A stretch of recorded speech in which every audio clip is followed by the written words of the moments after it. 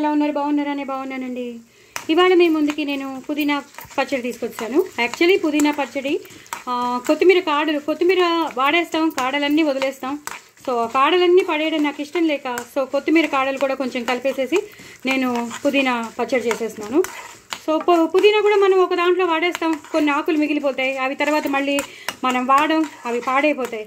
So అవన్నీ అలా waste చేయకుండా మనం రెండు ఇలా కాడలు ప్లస్ పుదీనా ఆకులు ఇలా సగం సగం మనం ఫ్రిడ్జ్లో పెట్టేస్తే అవి ఎందుకు పనికి రాకుండా అయిపోతాయి. ఇంట్లో వాళ్ళు బాగా తిడుతూ ఉంటారు, మురగ పెట్టుకున్నా ఉంటారు, తెచ్చినా వాడలేదంటారు, ఇంట్లో బాగా మనకి తిట్లు పడుతూ ఉంటాయి. సో అలా కాకుండా మనం ఇలా నేనైతే బాండి పెట్టుకున్నానండి. బాండి పెట్టుకుని తగినంత నూనె వేసుకున్నాను. ఆవాలు, జీలకర్ర, అలాగే మెంతులు, ఎండుమిరపకాయలు, ధనియాలు ఇవి వేసేసుకున్నాను. ఇవి ఒక్కసారి వేగాక 1 నిమిషం అండి నువ్వులు తీసుకొస్తాను. నేను ఇందాక వేడి చేసుకున్న బాండీలోనే వేసేసాను, అసలు వెలిగించలేదండి. సో ఇందాక నేను చెప్పాను కదా, ఆవాలు, జీలకర్ర, మెంతులు, ధనియాలు, ఎండుమిరపకాయలు అన్నీ వేసుకున్నాను. ఇప్పుడు నువ్వులు వేసేస్తున్నాను. ఒక 3 to 4 స్పూన్స్ నువ్వులు వేసేసాను, మెంతులు వేసాను, ఆవాలు వేసాను, ఎండుమిరపకాయలు, ధనియాలు, జీలకర్ర ఇవి బాగా వేగిపోతున్నాయి. ఈ టైంలోనే మనం ఇంగు వేసేసుకోవాలండి. పచ్చడి కాబట్టి ఎక్కువ ఇంగు పడుతుంది, చాలా చాలా బాగుంటుంది. ఇంకా సపరేట్ ఇంకా పోపు పెట్టుకోకర్లేదు, దీంతోనే మొత్తం అంతా ఈ పోపుతోనే మొత్తం చేసేసుకోవచ్చు. సో బాగా వేగిపోయింది. ఈ టైంలో నేను ఇంగు వేసేసుకుంటాను. చెప్పాను కదా కొంచెం ఇంగు ఎక్కువ పడుతుందని, పచ్చడి కాబట్టి వేసేసాను.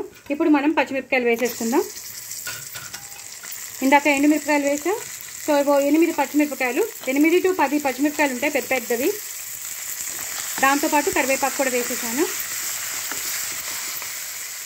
పసుపు వేసేసుకుంటాను. అది ఒక్కసారి ఇలా కలిపేయాలండి. ఒక్కసారి వేగాక మీకు మళ్ళీ చూపిస్తాను.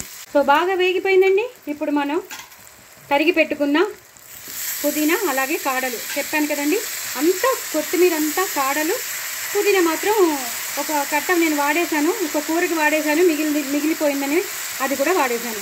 సో కొత్తిమీర, కాడలు ప్లస్ పుదీనా వేసేసి నేను పుదీనా పచ్చడి చేసేస్తున్నాను. సో మ్యాక్సిమం పుదీనా ఉంటుంది కాబట్టి కొత్తిమీర ఫ్లేవర్ కూడా వచ్చేస్తుంది, ఎందుకంటే మనం కాడలు వేసాం కాబట్టి. సో ఇది వేసేసేసి ఇలా కలిపేసుకుని చింతపండు కూడా వేసేసుకుని ఒక చిన్న నిమ్మకాయంత చింతపండు వేసుకున్నానండి. ఇది ఇలా వేగిపోవాలి. వేగిపోయాక దీన్ని చల్లారాక మనం గ్రైండ్ చేసేసుకోవాలి. గ్రైండ్ చేసుకున్నాక మీకు మళ్ళీ చూపిస్తాను.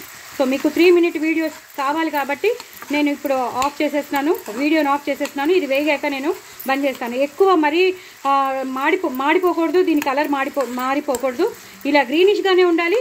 కానీ అవి మాత్రం కొత్తిమీర కాడలు కానీ పుదీనా కానీ బాగా వేగినట్టు ఆ పచ్చి వాసన పోతే చాలు, మరీ వేగిపోకూడదు, లేకపోతే ఆ టేస్ట్ పోతుంది. సో నేను ఇప్పుడు బంద్ చేసేస్తున్నానండి. ఒక 2 minutes ఉండి నేను బంద్ చేసేస్తా. 1 minute బంద్ చేశాక చల్లారాక నేను గ్రైండ్ చేశాక మీకు చూపిస్తాను. నేను ఇందాక మీకు ఉప్పు వేయలేదని అనుకుంటారు. సో రుచికి తగినంత ఉప్పు వేసేసుకోండి. సో పచ్చడి కాబట్టి కొంచెం ఆ మాత్రమైనా పడుతుంది. సో పుదీనా పచ్చడి కాబట్టి 1 స్పూన్ పంచదార వేసుకోండి, చాలా బాగుంటుంది.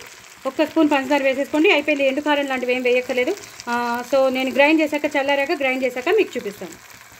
చూసారు కదండి, ఇలా అయిపోయిందండి. పచ్చడి ఇలాగే ఉంటుంది, మరీ సాఫ్ట్గా అవ్వదు, ఇలాగే ఉంటుంది. చాలా చాలా టేస్టీగా ఉంటుంది పుదీనా కొత్తిమీర పచ్చడి. సో కాడలు ఎప్పుడు పడేసుకోకండి, చక్కగా కాడలు ఉంటే మాత్రం ఇలా పుదీనాతో కలిపేసేసి చేసేసుకోండి. మనం పుదీనా కూడా సగం వాడేస్తాం, సగం వదిలేస్తాం.